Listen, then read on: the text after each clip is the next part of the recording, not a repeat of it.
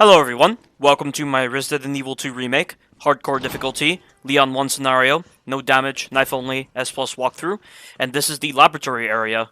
And compared to the number of days that I spent trying to get the laboratory section done on Claire 1, this took me no time at all, because the strategies that I found for Claire 1 are so effective. I mean, I did screw up a couple of times, but it wasn't too much of an issue, now that I actually knew what I was doing. But I have to make some corrections to some statements that I made previously about Leon. So, I mentioned before that Leon is not the best character to play as when dealing with G3 Birkin because of the fact that he doesn't knife upward. So, it makes it very hard to hit an eyeball on G3 Birkin's back.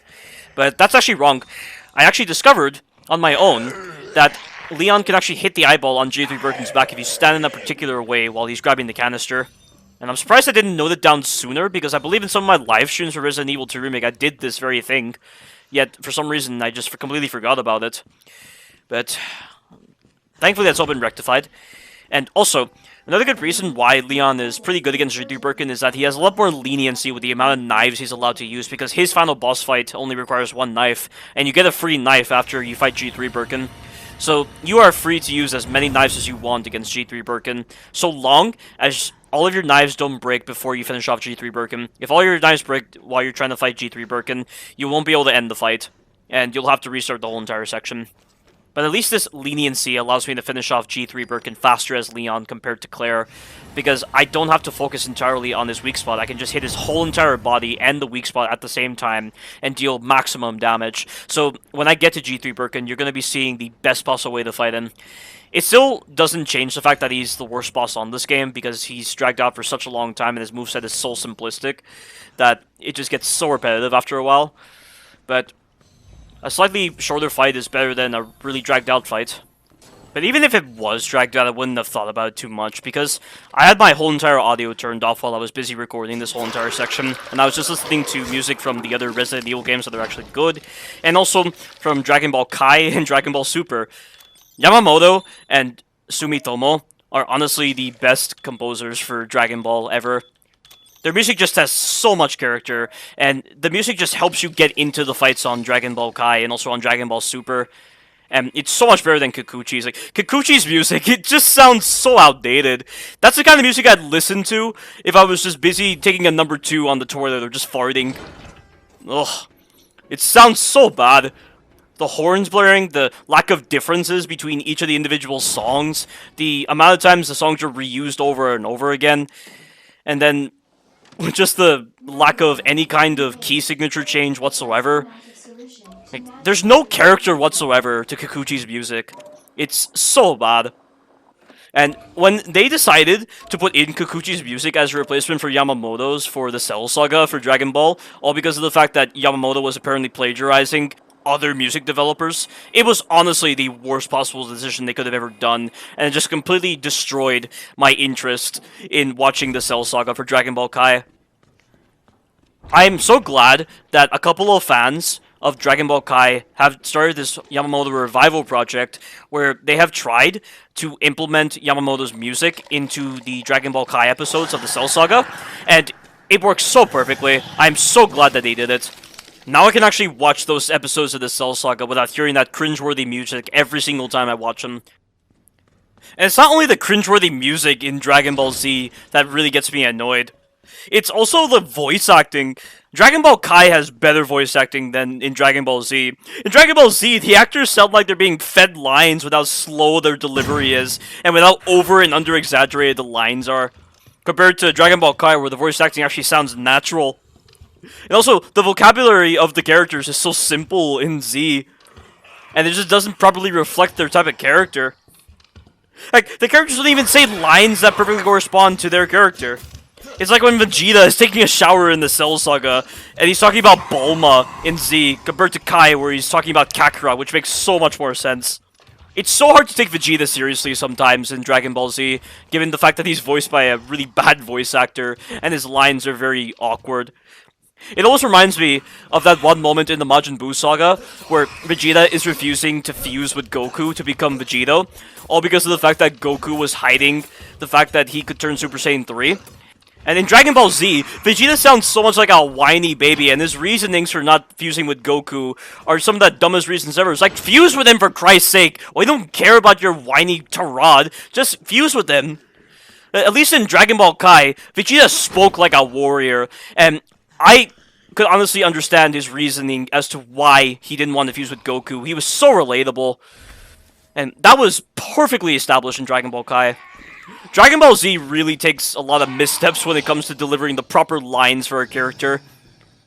Like, one of the biggest examples of this is with Frieza. Frieza in Dragon Ball Z sounds so much like a cliched cowboy with his voice actor and with his voice delivery, compared to Kai, where he actually deserves the title of a tyrannical warlord, because that's what his character is. Do we really want to think of Frieza as a cliched cowboy and a goofball? No, we want to think of him as a tyrannical warlord who is cold and calculating in everything that he does. Once again, Kai does it so much better than in Z. And it's funny that I'm actually talking about Dragon Ball, because this is actually the perfect analogy I can give to anyone who actually likes this game. The people who like this game are the kind of people who would like Dragon Ball Z, purely for just the nostalgia factor. That's the only reason I can think of as to why people like Dragon Ball Z more so than Dragon Ball Kai. It's because they grew up with it. And when you grow up with something, it's so hard to let that feeling go. And that's exactly what people got with this game. This game is all nostalgia and no substance. Oh, by the way, right here, while getting rid of the Lickers is very advantageous because you can just run through this whole entire room, it's kind of random where the zombies are going to be. And if you're getting any moments where the zombies have their back to you as you're trying to make your way over to this terminal over here, try to walk. Because if you walk, you'll be able to stealth right past them, and they'll be very delayed when it comes to attacking you. And as you saw with that first zombie that I ran past, he was walking, but then when I ran past him, he stood still, and then that's when he decided to aggro on me. So that's why I was able to get past him very effectively. And it's the same case for those other zombies. Because of the fact that I was behind them, they were stuck in a passive animation where they had to turn around, and they couldn't fully aggro on me, which is why they didn't try to grab me immediately. So that's kind of the only risk you're going to have when you're trying to replicate the strategies that I'm going to be using for the laboratory section. It's just this room over here. This room is pretty random. And also, you gotta be very careful when you're exiting this door, because as I've already mentioned, the zombies love to ambush you behind doors on this game, and there are times when the zombies can just hide behind that door I just went through. And also, be careful right here. There are times when the zombies just know you're around the corner, so they hug the corner to try to catch you out, and I'm not too sure why this is the case. There's no way they could have possibly heard me while I was running, because they only hear you when you're running, when you're at a particular distance away from them. Or it might be because when I entered back into the main room, the zombies just immediately knew where I was. Because that happens a lot. When you re-enter rooms, the zombies just omnisciently know where you are. It's not the case with all rooms, but this could be one of the rooms where the zombies just know where you are when you re-enter the room. And then I'm going to try to get past these IVs. I'm going to walk. I'm going to watch exactly where they are. I'm getting really good RNG right here because the IV is nowhere near me. There's that guy over there. He's not looking at me. So I can just walk past him. And I definitely think a good way of reducing the RNG in this room over here is to try to group the IVs up together and then just make a mad dash for this room to deploy the herbicide. Because if you can place all of the IVs in a spot where they are not going to get in your way, you won't have to risk trying to dodge them. But right here, the IV is going to be right over here. So I'm going to have to incapacitate him for the moment. And on Leon's campaign, Mr. X is going to appear, although I really question why they put him in here, because he's no problem whatsoever. I mean, you're already so used to running out of this room very quickly. Mr. X doesn't even get a chance to attack you. So putting him here is just so questionable at best. But right here, he actually appears right next to me. He's stuck in an animation, so that's why he couldn't attack me just then. And also, there isn't an IV in this room on Leon's campaign, but the IVs over here are going to be active. And that guy was in a passive state, and he wasn't able to respond to me quickly, so I was able to get past him. And Mr. X is still chasing you, but the moment you get into this room, he will never follow you. Again, so questionable as to why he's put there. There's literally no reason for him to be put there. That's something that Red Barrels would do with some of their enemy placements in Outlast. There are certain enemies on Outlast that are just placed for the sake of being placed there. They offer no kind of resistance, they offer no kind of challenge. All you gotta do is just go from point A to point B while they're just behind you, and you'll be fine. So, I question why Mr. X was put there in the first place. But now that we've done that section, we're going to make our way over to G3 Birkin. And like I said, G3 Birkin isn't the problem. And you're going to be able to do a lot more with G3 Birkin as Leon compared to Claire, because of the fact that Leon only requires one knife for his final boss. And as you can clearly tell, just by looking at the inventory, I have more than enough knives to take on G3 Birkin. I would have had one more if I didn't lose one of my knives to a G adult in the second part of Leon 1. But at minimum, you only need about 2.1 knives, because you do have to do a little bit of damage with your third knife to actually finish off G3 Birkin if you're only prioritizing his weak spots. But you're only going to really be put in that situation if you're playing as Claire, because her final boss requires 2 knives. And I don't know if you feel the same way that I do, but the fact that the knife breaks now almost forces you to do knife only in one particular way, which makes knife only in Resident Evil 2 Remake feel a little bit more rigid in how it wants you to do it. And when the knife can do multiple hits in one strike, which, by the way, is a really cool feature. Like, durability is a bigger issue to consider if you keep hitting body parts that you don't want to hit, as it's the case with G3 Birkin. Because you can end up hitting G3 Birkin's skin all the time when you're trying to hit his weak spots. Like right here, watch this. Like, with the way Leon's knifing right now, see, I missed his weak spot several times. If I was playing as Claire, that would have been detrimental. It would have been really bad if I was playing as Claire right now, because Claire has to be so cautious with the amount of knives she has to use against G3 Birkin. But anyway, let's go over how we're supposed to deal with G3 Birkin.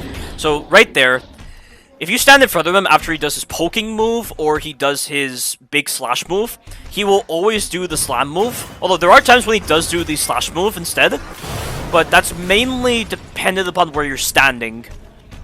If you're standing in the right spot, G3 Birkin will always do the slam attack. Like right here, I'm baiting out his slam attack by doing what I just did, and I'm just going to knife his arm. And be very careful when you do decide to go for his weak spots. I recommend not using the knife that has the lowest durability. If you break your knife when you're trying to hit his weak spots, you will be put into an animation where you can't move because the character is inspecting their knife. And I have no idea why Capcom decided to put it in, but it's one of the dumbest features ever. But right here, he's been put into a state of shock, so what I should be doing is using the knife with the lowest durability, because when I break my knife, I'm completely safe. See, I broke my knife and I can't move, but it's fine, because G3 Birkin's not going to be doing any kind of attack animation. He's just going to be doing this taunt animation that he just did. And that's the best way you want to deal with G3 Birkin when it comes to handling the knife's durability. So, just to restate everything again, only knife him with your lowest durability knife when he's not in any kind of attack animation. When he's in that state of shock, it's perfectly okay to knife him with your lowest durability knife. Well, another good time to knife him with your lowest durability knife is to knife him when he does the running attack that he mainly does in the third phase, like where he just changes his posture and he moves slower. Because if you run towards him, he's going to have a very hard time trying to hit you because it's a long-range attack, and long-range attacks are not very good at hitting you at close range. So you're free to knife him like 2 or 3 times with your lower durability knife, and you won't risk any damage. But for every other moment, you need to swap back to your highest durability knife if you want to stay safe and not get put into that stupid animation. Because that's exactly what it is, a stupid animation.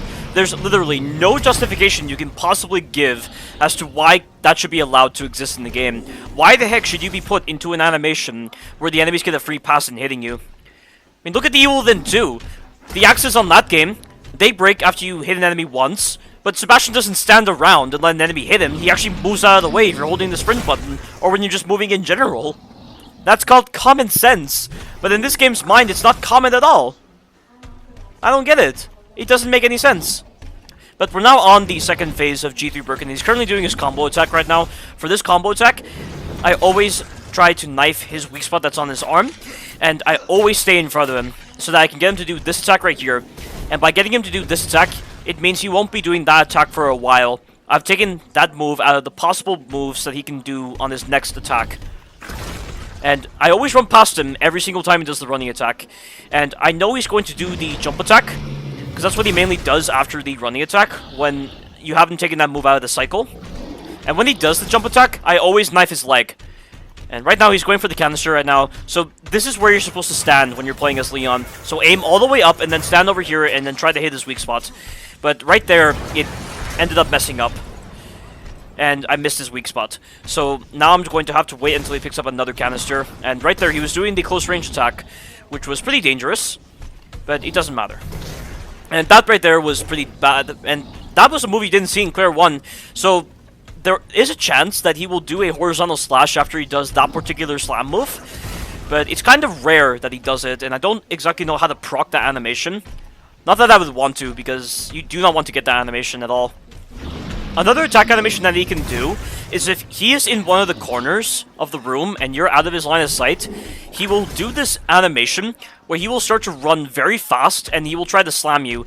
Although there are times when he doesn't do the slam, he just kind of fakes you out. It's not that bad of a move, you just gotta run away from it. And this is the move right here. But see, he fakes me out. I don't know why he decides to do that, because it's just completely pointless. But don't think anything of it. Just know that you're supposed to stand in the middle of the room whenever he decides to do that attack. And it's very easy to predict when he will do it. And he's going for the canister again, so I'm just going to stand over here and try to knife his weak spot. And this time it actually works. And all I gotta do is just get that weak spot that is on his arm. And the only way I can actually hit his arm is if he does the combo attack. And I'm actually doing something wrong here.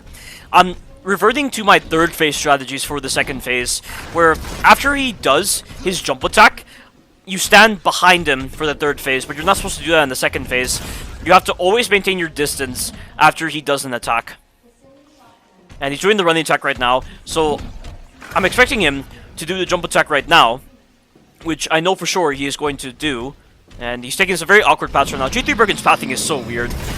But right here, do not stand close to him. Get away from him. You do not want to waste his time by doing this move. Because by doing that move, it means he's less likely to do the combo attack. This is because I've disrupted the pattern of attacks that he can potentially do. And believe me, there is a pattern. As long as he's not doing the canister move, and the other side running attack move, and also the backhand move, you can get G3 Birkin to do a very consistent pattern where he will do the same order of long-range attacks every single time. But the moment he does any of the moves I've listed, he will change up his pattern. And I'm anticipating that he will do the jump attack, which he does. And oh yeah, this is it. This is when I realized my mistake. I'm not supposed to stand right near him. I'm supposed to run away from him. And look at this pathfinding, it's so bad. But there we go, he's doing the combo attack, and I'm going to be able to hit his arm right now. And I think this should be enough to get rid of his weak spot. He gains a lot more health in his weak spots as the fight progresses, but okay, never mind. It wasn't enough. But once again, always stand close to him after he does his combo attack. That way you can take that move he just did out of the cycle. He just did the running attack just then, so I know he's going to do the jump attack next. Or not, he's going to do the canister move. He only ever seems to do the canister move when he's looking directly at the canister. When he's not looking at the canister, he doesn't seem to pick it up. And something I should probably state about the canisters that I didn't state in my Player 1 scenario, they can actually go through the geometry. You got to stand in very particular spots whenever he decides to do his canister move. Like Lightning Fidelis had this issue where the canisters kept going through the geometry for him, and he told me about this issue, and I'm like, is that really true? And I decided to see if this was true, and I saw that the canisters went through the geometry and they hit me. So always stand very far away from him and try to get him to throw his canisters into a wall that is not close to you. That way, it won't clip through the geometry and hit you. But we are now on to the third phase. And the third phase is very, very easy. For the third phase, you can continue to knife him as he's pulling down the panel. But I wouldn't recommend it because you will put yourself in a pretty bad spot where he will do an unfavorable move. You need to get him to mainly do his long-range attacks. And only go for the close-range attacks when it's the correct time to go for it. But see right there? I use my low durability knife to hit him during his running attack animation, so that when I break my knife, he's not in any kind of attack animation that will screw me since I can't move. And right here, he's doing the combo attack for some reason. I don't know why he's choosing to do this pattern in his moves, but it's fine, because he's giving me an opening to hit his weak spot, and I always stand in front of him so I can bait out this attack. He doesn't gain access to the flail move until you do a little bit more damage to him in the third phase. He's doing the running attack again. He loves to spam the running attack a lot in the third phase. And he's going for the canister right now, so I'm just going to stand over here. Never ever stand near the wall that's closest to him, because he will throw it through the geometry and hit you. See right there? It went right through the geometry. And the fire spread on the other side of the wall, which doesn't make any sense whatsoever. But he's doing the other side running attack, and there's the flail move. You gotta run to the left to avoid him. And then you're gonna need to get some distance from him. You always want to make sure you're very far away from him, so that every time he does the flail attack, he will always do the running attack. If you're at mid-range, he will do either the jump attack, or he will do the really fast slam move, which is what you don't want. And he's doing the combo attack right now, because apparently this is the pattern that he's decided to go for. And now that he's done the combo, I can get in very close to him. And I'm just going to watch exactly what he does. He's either going to do the flare move, or he's going to do the close range attack. He's doing the flare move. So I'm going to run to the left, and I'm just going to get as far away from him as I can. Make sure you don't accidentally put your back against a wall, because if you put your back against a wall, and he does a very fast attack, you are going to most likely get hit by him. And he's going for the canister right now. I don't know why, but you just gotta deal with it. And I know that since he's in that corner there, he's going to most likely do the other side running attack. There are times when he doesn't do it, but I know he's going to do it right here, which he's doing right now. You want to always stand in the middle of the room whenever he does the other side running attack. And I'm going to stand right in front of him. And he's doing the flail attack. He likes to do the flail attack as his main close range attack rather than the actual close range attack. But he's going to do the running attack since I'm quite a distance away from him. And there we go. Let's see what he does. Is he going to either do the... He's going to probably do the other side... Yep, he's doing the other side running attack. I know it looks like I was in his line of sight, but he's actually very sensitive to the slightest amount of your profile that he can't see. And right there, the jump attack.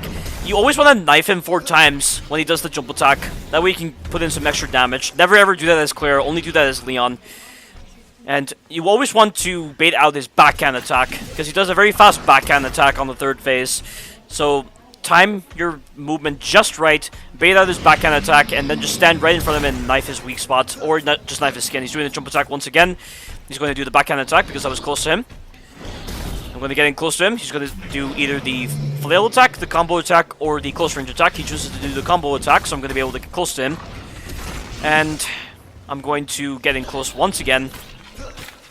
Literally no chance he is winning this fight whatsoever. He's so simple.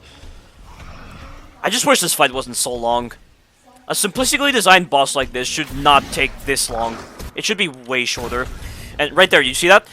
I knew my knife was in the red zone, so I had to swap back to my other knife. I'm going to swap back to my low durability knife when he decides to do the running attack. And he's not doing the running attack, he's doing the jump attack right now. I'm going to knife him 4 times, so I'm going to run away from him. He's going to do the backhand attack. I'm going to get in close to him. And he's going to do the close range attack. Yeah, there's not much to really say about this 3rd phase. It's so easy. It is an absolute joke. The fact that this passes off as an acceptable boss fight for so many people is just so shameful. It's really shameful. And like I said before in my G3 Birkin boss fight on Claire 1, I hope Nemesis isn't anything like this. I hope the boss fights in Resident Evil 3 are nothing like this. In fact, I wonder what the potential bosses are, because I'm pretty sure the Gravedigger will be coming back. I know Nemesis will be coming back, but are we only going to be fighting Nemesis and the Gravedigger? I kind of wish there were more bosses to deal with. But I doubt it, because that's kind of what Resident Evil 2 and Resident Evil 3 were going for, with kind of fighting the same boss over and over again. Only they have some slight differences, and then occasionally you come across a different boss. I'm just glad they changed that Resident Evil 4. You're actually fighting different bosses. So it doesn't feel like it's just getting repetitive, or it doesn't feel like the developers have just run out of ideas as to what to do. I mean, you can definitely tell that they just ran out of ideas of what to do for G3 Birkin. But I guess that's to be expected if they're trying to make sure that this game respects the original version. And of course, the bosses on Resident Evil 2 were so simple in design. Only ever did one move, and you could just repeatedly knife them over and over again. I mean, G1 Birkin was a different story, though. I think G1 Birkin is definitely the most challenging boss to do knife only. And I can actually talk about this real quick. So, Carcinogen SDA was talking with Hideki Kamiya in his video about knife only in Resident Evil 2. And Hideki Kamiya said that they playtested Resident Evil 2 so that it was possible to do knife only. And I think he's lying. I think he only said that to appeal to Carcinogen SDA's feelings. There is no way they playtested that game. If they did, then that means they are aware of how bosses like G2 and G3 Birkin only do one move, and how with G5 Birkin, you can use aiming and turning to shift your hitbox to phase through G5's tentacles as they are coming out of him. The fact that such holes in the design are being classed as intentional by Hideki Kamiya is something that I find to be nothing more than a fabrication. And that's expected when it comes to Hideki Kamiya, because Hideki Kamiya wasn't actively involved with those kind of things. It just doesn't make any logical sense for them to say, oh, they playtested it for knife only. Watch them say that Resident Evil 3 was designed for knife only. It actually isn't. The only reason Resident Evil 3 seems like it's designed for knife only is because people have had to exploit holes in the design of that game to actually get past certain parts without taking any damage, and to actually make them doable. Like, you know some of the knife only tricks that people use against Nemesis, for instance? They get Nemesis stuck on the geometry so that he can't move, and you can just knife him. He literally cannot do anything. You can just freely knife him. You have no risk of any kind of damage whatsoever, unless he does the correct walking or running animation that allows him to get out of the corner, or if he does the running punch. If he does the running punch, then most likely he can use his forward momentum to get out of the corner, and then he'll just be able to punch you.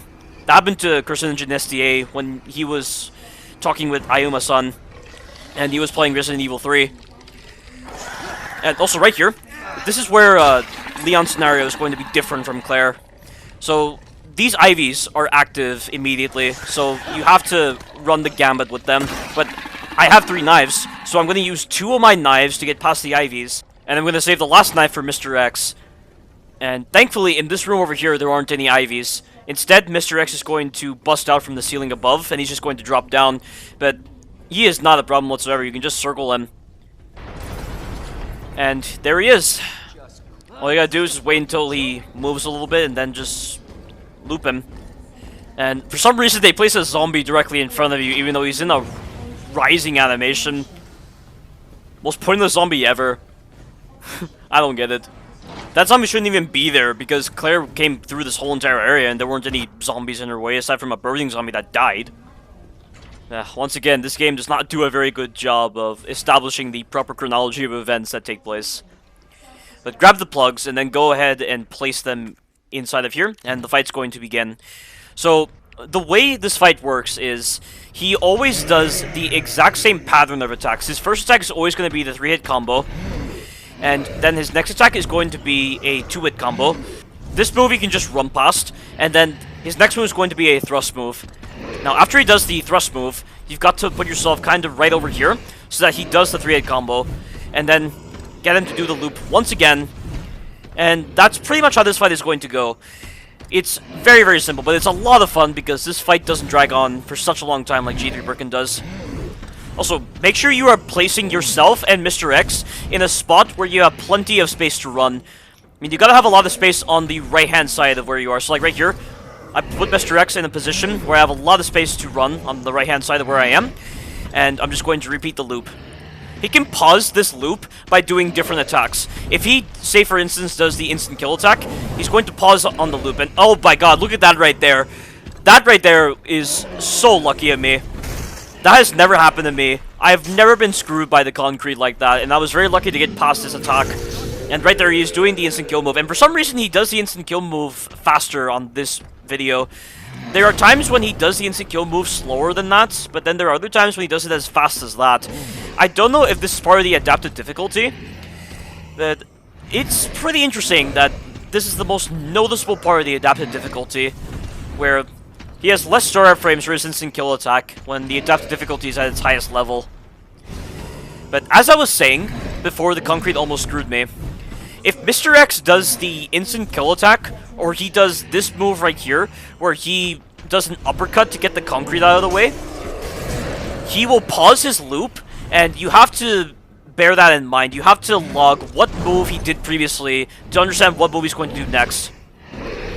So, for instance, if he does the 3-hit combo, and then he decides to do the instant kill attack, or he decides to do the uppercut to get the concrete out of the way, I know that his next attack is going to be the 2-hit combo, and I've got to anticipate that. And it's also good to practice what I'm doing right now, because once you get good at this, you will learn how to dodge Mr. X using only one half of the platform. I mean, the concrete there doesn't take off one half of the platform, it takes up roughly 25% of the platform. But this is more than enough space. And look at that, I almost got screwed by the instant kill attack. It is possible to circle Mr. X in a weird way that will allow you to actually bypass the instant kill attack without hitting him, but I don't recommend it. It's very hard to do. And then right here, you have to use the rocket launcher. Mr. X has infinite health, unless you use the rocket launcher. It's exactly like how it was in the original version of Resident Evil 2. On the original version of Resident Evil 2, you could not kill Mr. X without using the rocket launcher. You had to specifically use the rocket launcher. But this right here, I'm not going to use the rocket launcher. I'm going to try to space these zombies out, and I'm just going to run right past them. And then once I trigger the cutscene, that will be the end of Leon 1. And this has been my Resident Evil 2 Remake, Hardcore difficulty, Leon 1 scenario, no damage, knife only, S+ walkthrough. Stay tuned for the B scenarios. Thank you all for watching, and you take care now.